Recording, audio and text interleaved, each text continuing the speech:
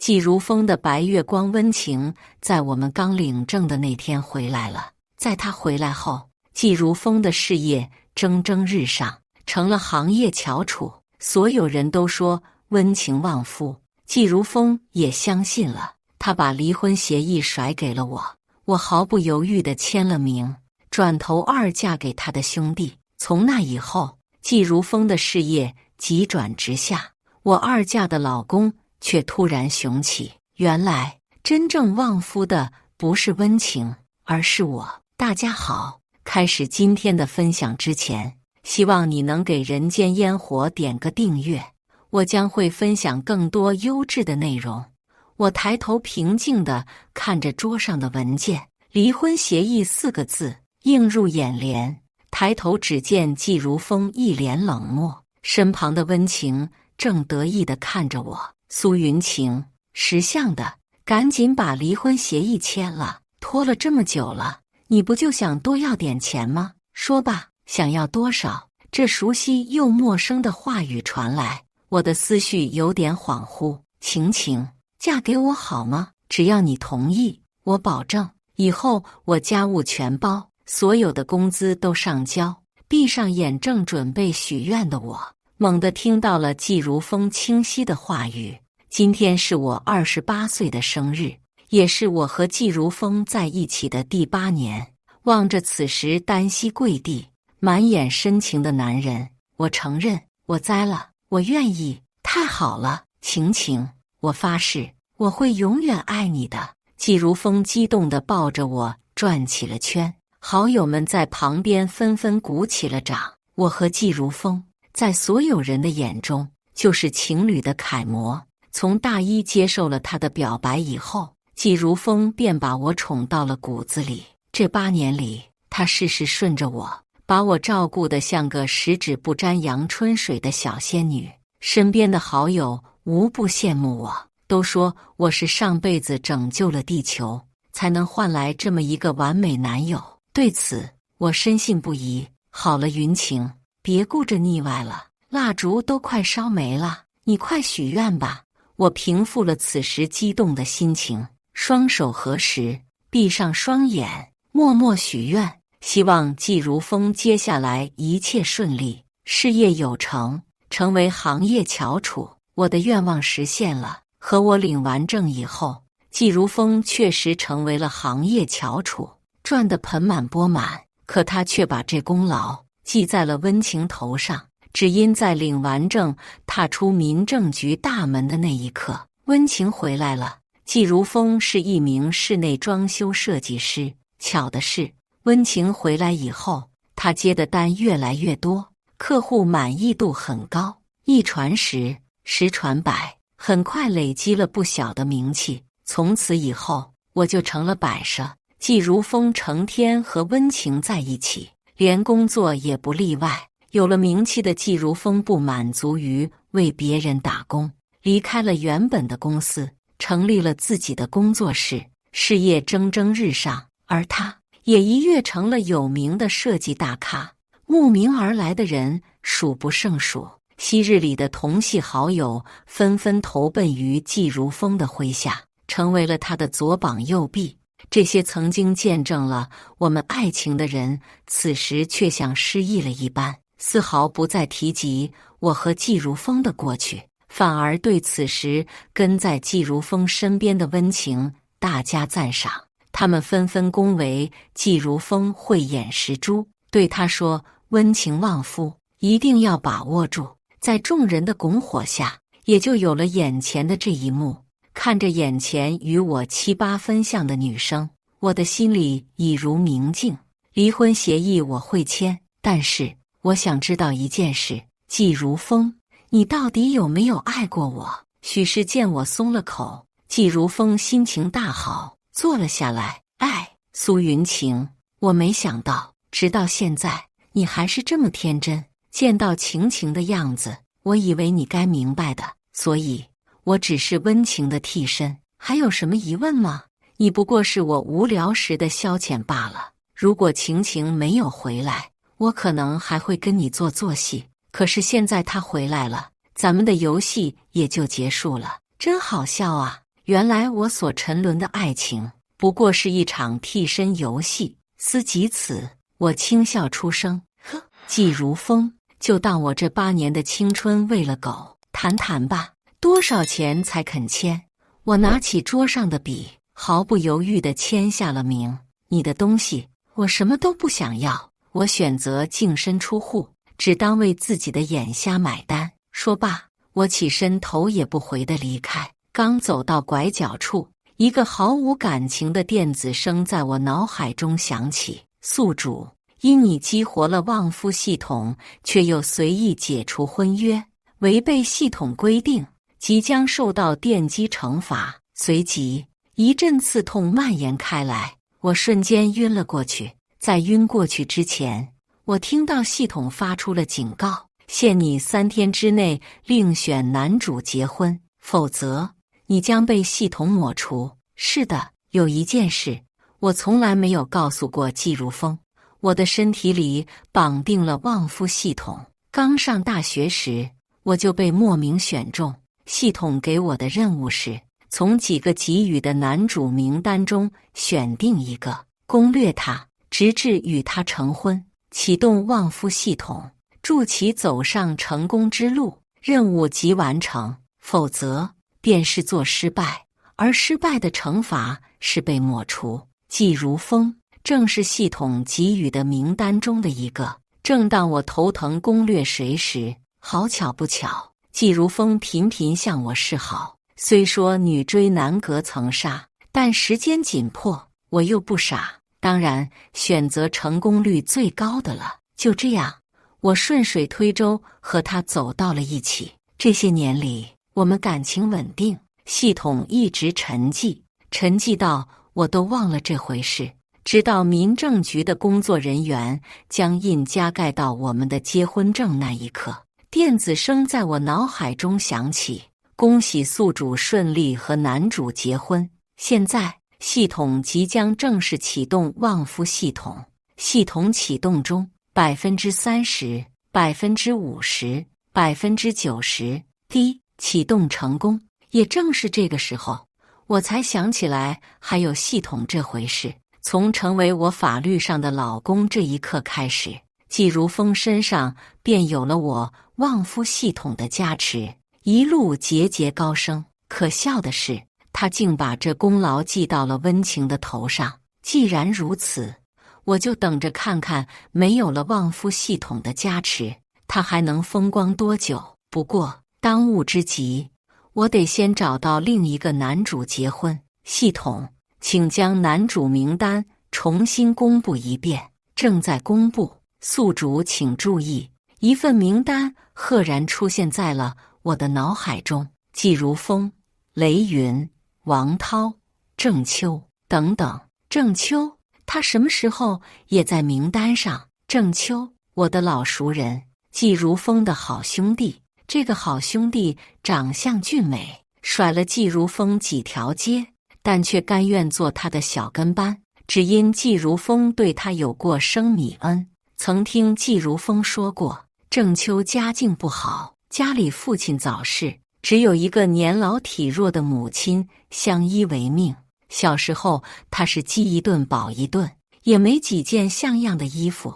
季如风为了让他听自己的话，时常把自己不要的衣服和快过期的食物送给他。也正是因为这样，郑秋心甘情愿为他鞍前马后。和季如风在一起的这些年里，郑秋没少为他跑前跑后，给我送早餐，替他陪我逛街。现在想来，其实季如风不爱我早就有迹可循，只不过我从来没在意过这些细节。熟人好办事。想了想，我把郑秋约了出来。郑秋，你能帮我个忙吗？嫂子，有事你尽管开口，能抽空跟我结个婚吗？闻言，郑秋错愕地睁大了眼睛。实话跟你说吧，我跟季如风离婚了。如果3天内没有再找到人结婚，我会死。至于为什么，我暂时不能告诉你。如果你信我的话，你好。我话还没说完，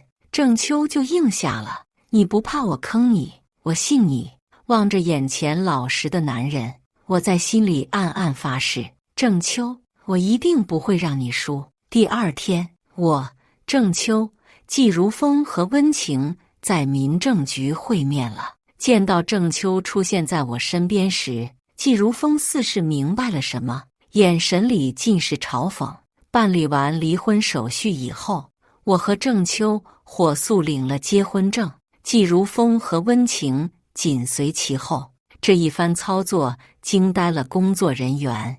出了民政局，季如风就对郑秋讥讽道：“郑秋，没想到你小子还是这么不长进。以前捡我不要的衣服穿就算了，没想到现在连我不要的女人你也捡，怎么，你那成了垃圾回收站了？”郑秋闻言气得面红耳赤，我正想上前呛声，电子声又在我的脑海中响起：滴，宿主更换男主成功，旺夫系统正在重新启动，请稍后。50%、95%启动成功，看来我不用死了。想到这，我轻笑出声。我这一笑，温情可就不乐意了。你笑什么？离开人渣心情好，不行吗？你家住海边的，管这么宽？你……温情正想发作，季如风却拦住了他，居高临下的看着我们，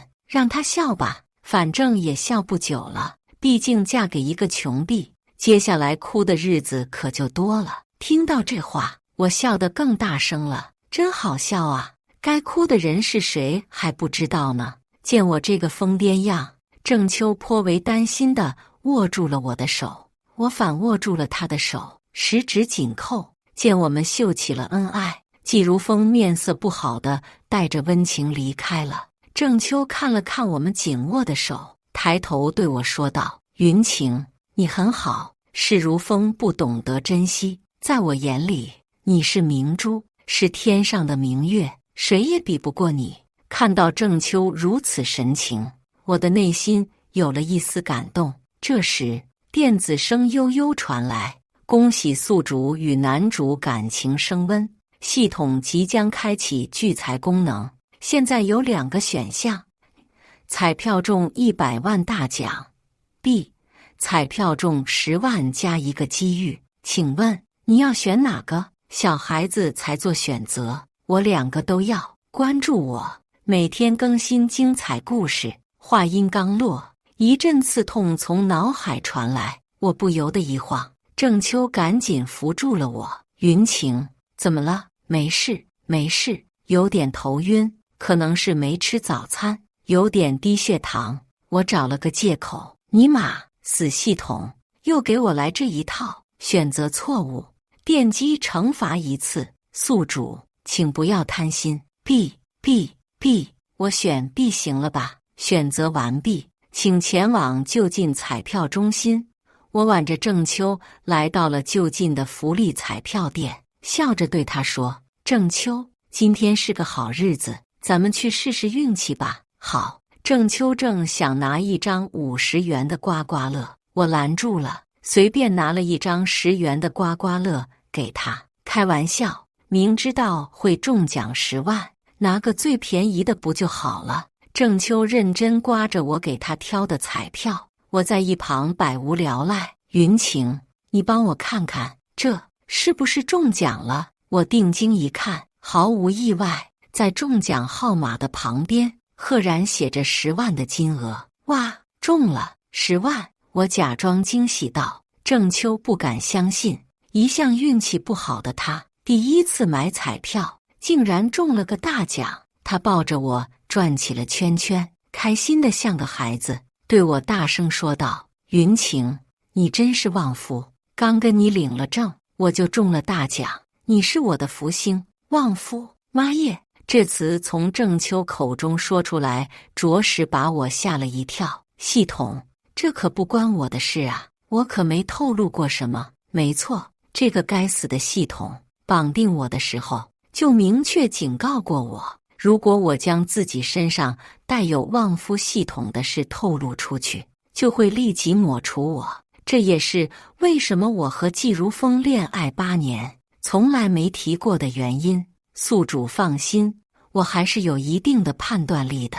那就好，那就好。宿主，鉴于你与男主感情持续升温，现在即将推进机遇进程，请陪同男主兑换完彩票以后前往新城广场。看来只要我和郑秋感情好，旺夫系统自然会逐渐加持。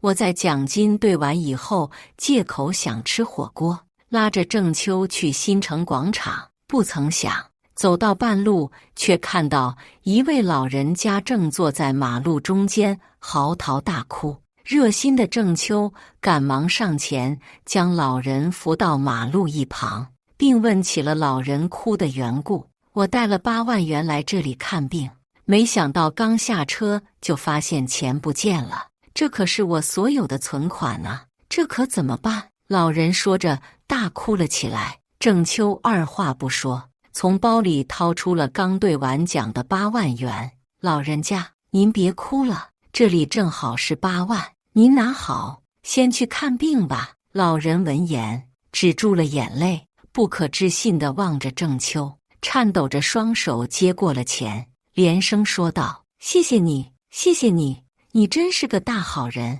一旁的围观群众纷纷响起了热烈的掌声。郑秋不好意思地摸了摸后脑勺。就在这时，一位主播走上前来采访郑秋。原来刚才他就一直开着直播，而郑秋的一举一动早已被他直播到了网络平台上，被所有人知悉。不一会儿，各大媒体便纷纷发表了对郑秋赠予老人8万元的相关报道。一时之间，郑秋成了人人称赞的道德模范。坐在火锅店里，看着网络上大家对他的评价，看来这就是机遇，名气是有了，啥时候才能暴富呢？郑秋见我坐着沉默不语，小心翼翼地问我：云晴，我没有跟你商量，就私自把奖金送出去了，你不会生气吧？我看着他笑了：傻瓜，我怎么会生气呢？你这么善良，我开心都来不及呢。再说了，这本来也是意外之财，咱们用它做好事，也算物尽其用了。听了我的回答，郑秋紧紧握住了我的手，说道：云晴，我真幸运能娶到你。我回握住了他，轻轻靠在他的肩膀上。宿主与男主的感情持续升温中，请继续努力，早日解锁机遇功能。努力到什么程度才能解锁？当你和他心意相通的时候，自然就会解锁。不是，感情这个系统还兼职着红娘的工作呢。许是看出了我心中所想，系统继续说道：只有和男主心意相通，系统才能真正发挥出作用。为了推进你与男主的感情进度，系统即将开启障碍模式。障碍说来就来，这天，郑秋就职的公司突然告知他被解雇了，只留给他一句话：怪就怪你得罪了不该得罪的人。一向老实的郑秋怎么会得罪人呢？恰好此时郑秋的母亲突然病情加重，急需一笔高昂的手术费，可他刚哪还有钱呢？出于男人的自尊，他不想向我开口。思来想去，他背着我偷偷来到了季如风的公司，向他开口借钱。季如风借口推脱不借，温情却出来了：哟，我当是谁呢？这不是郑大善人吗？怎么娶了苏云晴这个瘟神以后，日子过成这样了？温情，你嘴巴放干净点。郑秋面露愠色，都被解雇了还这么横呢？苏云晴不过就是个破鞋，也就你当成宝。果然，什么锅配什么盖，你今天来不就是想借钱吗？好好求求我，说不定我还能跟如风说说好话。你怎么知道我被解雇了？你那家公司的老板跟我们有业务往来，自然是我好好关照了一下你。温情，你……郑秋闻言就想上前理论，却被突然出现的季如风打趴在了地下，一脚踩在了他的脸上。郑秋，我有没有告诉过你，像你这种垃圾，从来都不配当我的朋友。他苏云晴也就配你这种垃圾。郑秋听到季如风对我出言不逊，恨得牙痒痒，挣扎着想要站起来，可季如风却喊来了保安，将他扔了出来。温情给我打了电话，通知我来把郑秋带走。接到电话的我匆匆赶来，却看到一身是伤的郑秋，我目眦欲裂。看来这段时间的相处，我已经不知不觉把他放在了心上。谁把你打成了这样？还没等郑秋回答我，一道轻蔑的声音从身后传来：我打的怎么样？季如风站在台阶上，高高在上的俯瞰着我们。季如风，你这个烂人，他可是你从小到大的兄弟，他也配？苏云晴，带着这条狗赶紧滚回你家吧！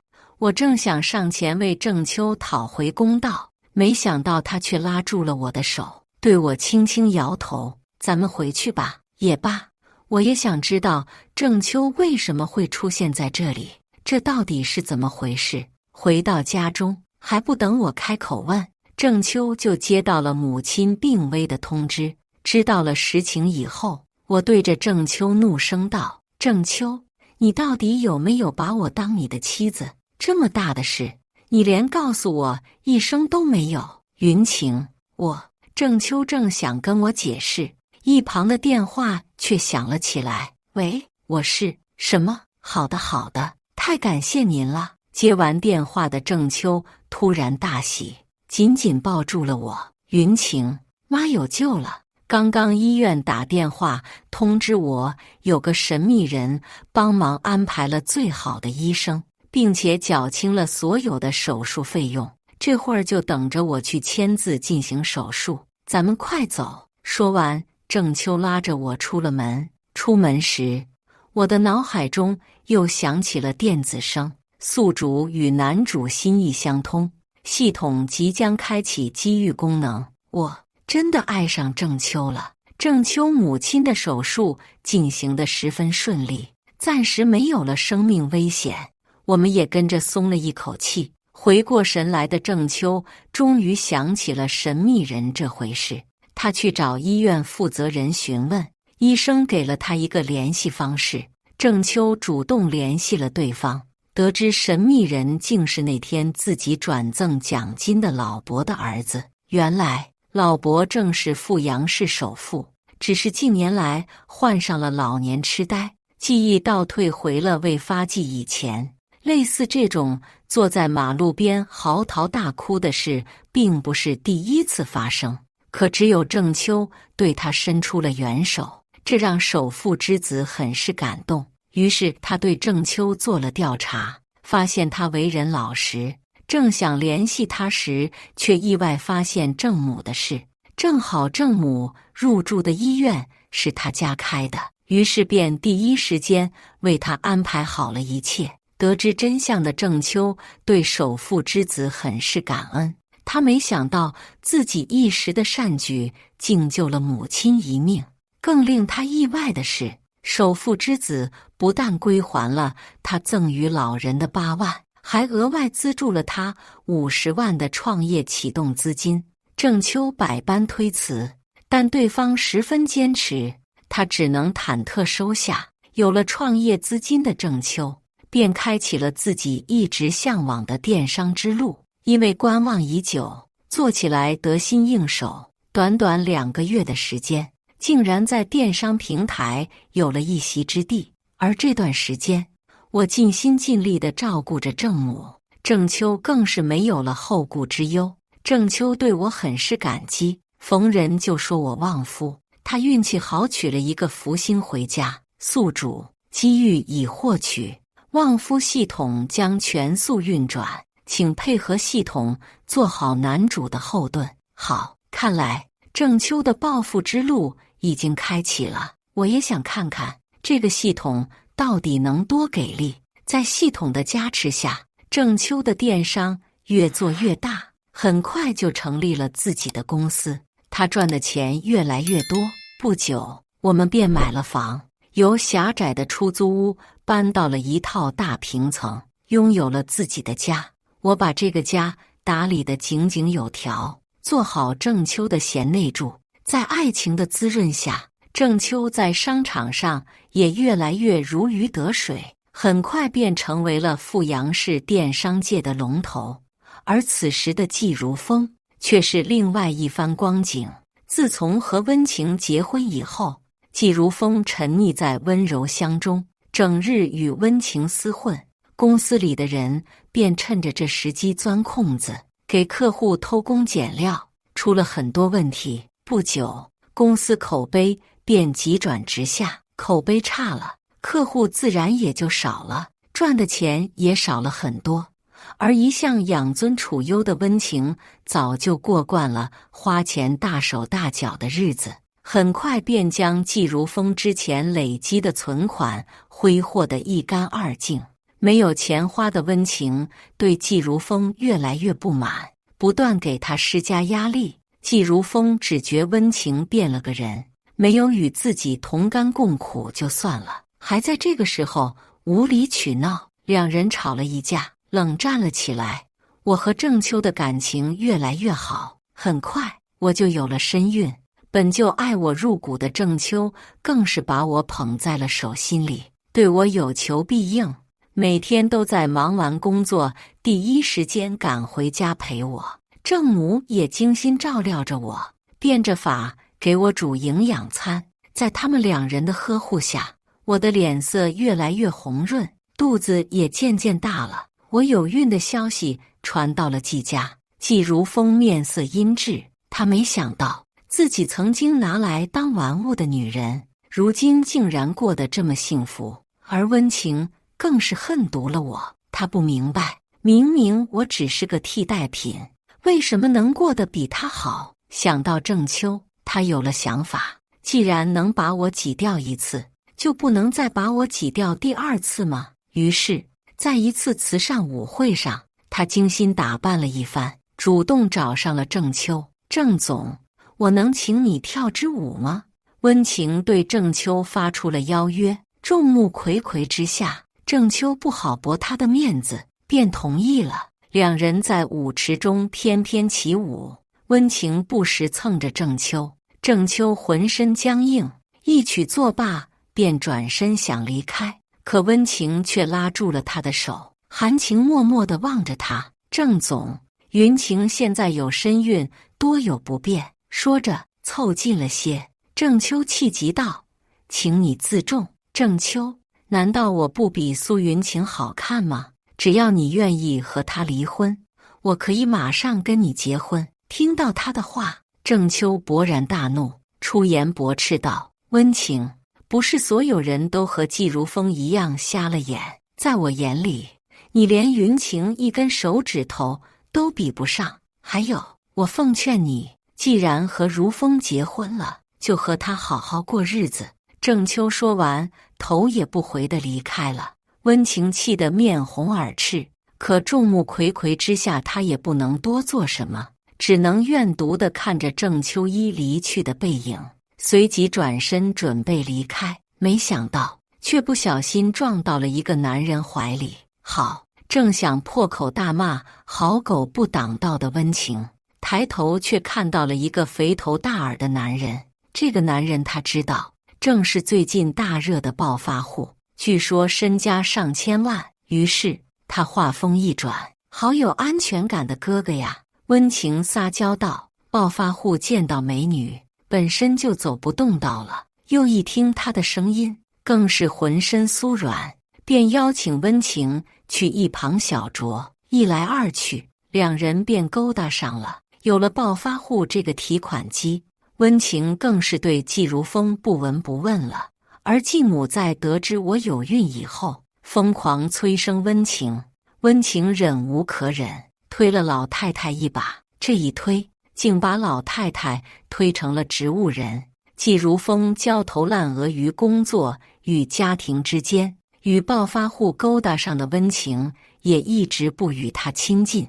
烦闷的他终于在一次酒后找人解压，没想到却正好被警察抓了个正着。巧的是，因为市里正在严打，所以本次行动采取现场直播的方式。季如风一下子出了名，因为丑闻事件，季如风的事业彻底跌落谷底，连工资都发不出来，很快便破了产，就连房子也被抵押拍卖了。温情本想离婚上位暴发户，但对方此时还没有给他明确的回应，于是他只能继续和季如风虚与委蛇着。恰好此时他测出了自己有孕，得知这个消息的季如风开心的不得了，竭尽全力给他最好的。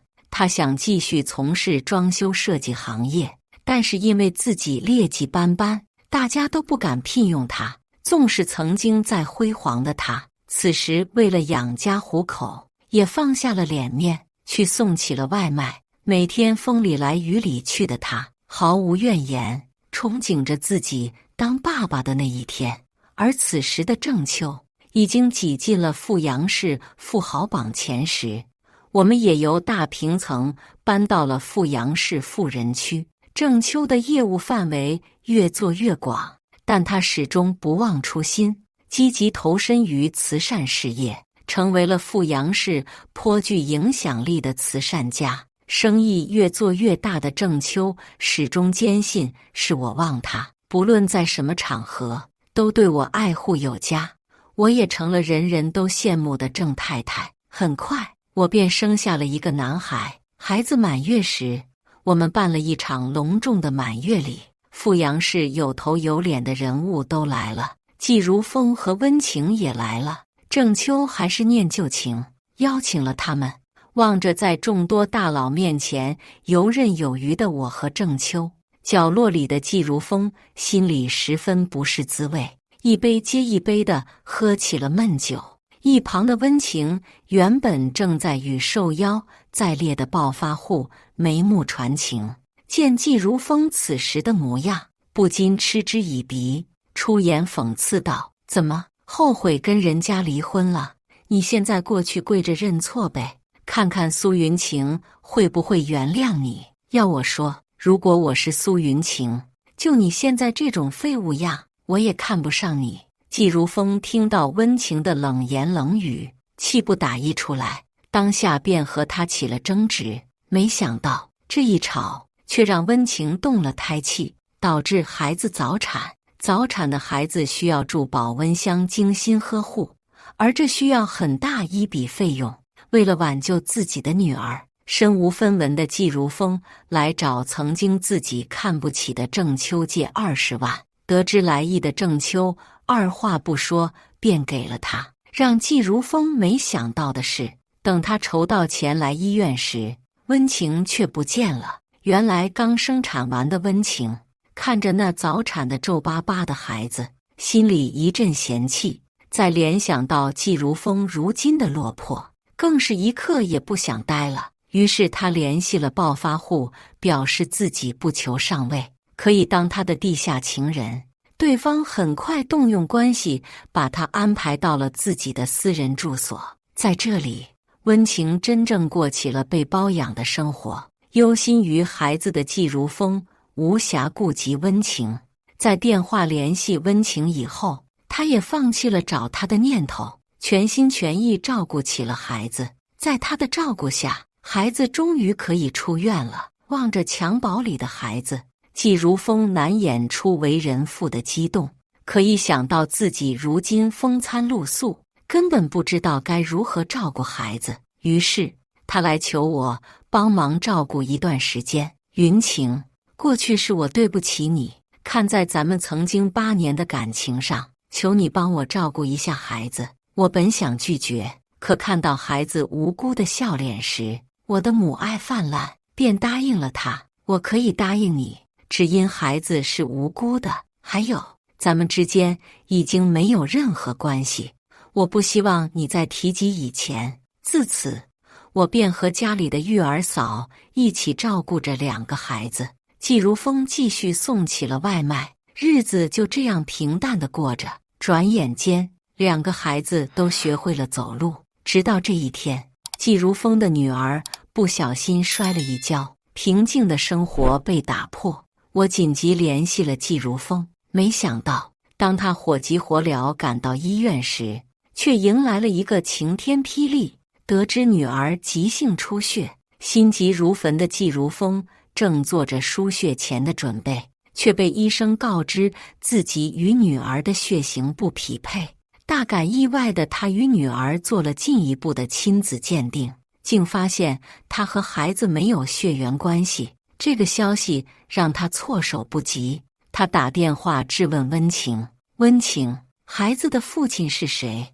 你问我是谁，我也想知道。不知道是那王林，还是赵东，又或者刘明？”得到温情回答的季如风才知道，原来自己头上早已是一片青青草原。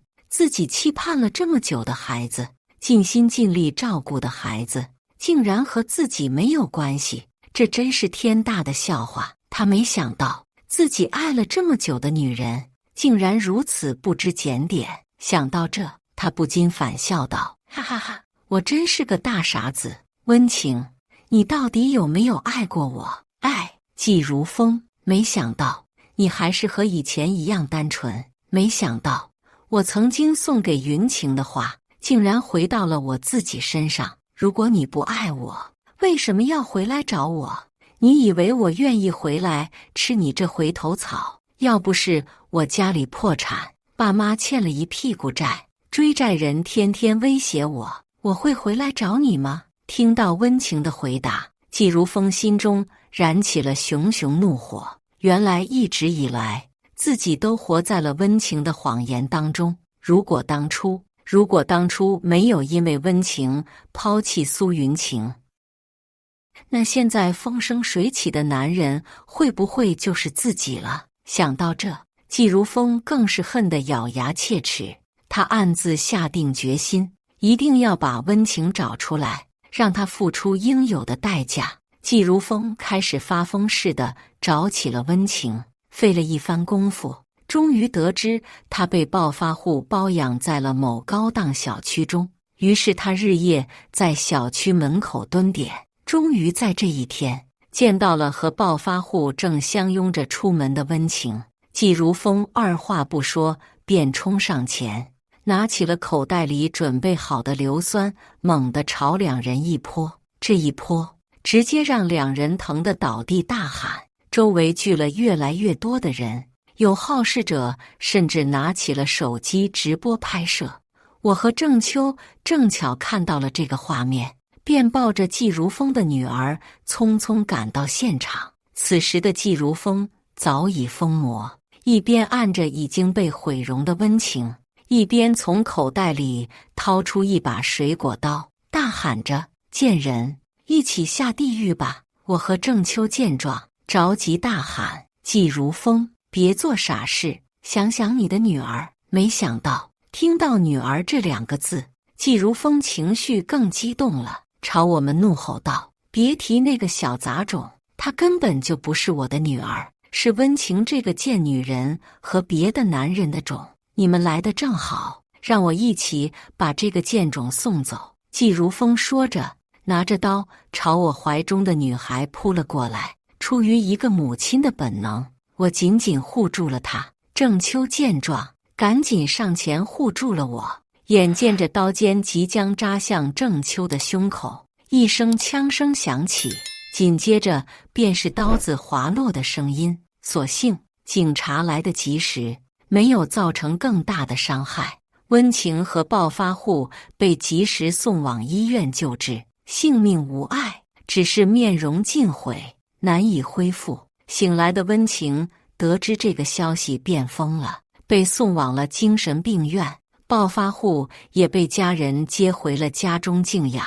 季如风因故意伤人且杀人未遂，被法院判处无期徒刑。曾经辉煌一时的两人竟落到这样的下场，真令人唏嘘。得知季如风和温情的消息，我的心里并没有想象中的畅快。宿主男主已在旺夫系统的加持下成为成功人士，你的任务已完成，现在系统即将与你解绑，50%， 95%。丁，解绑成功，真好！这下我和郑秋终于可以没有秘密了。爸爸妈妈，快来陪我们玩呀！一道稚嫩的嗓音传了过来，我抬头便看到院子里一双正在嬉戏打闹的儿女。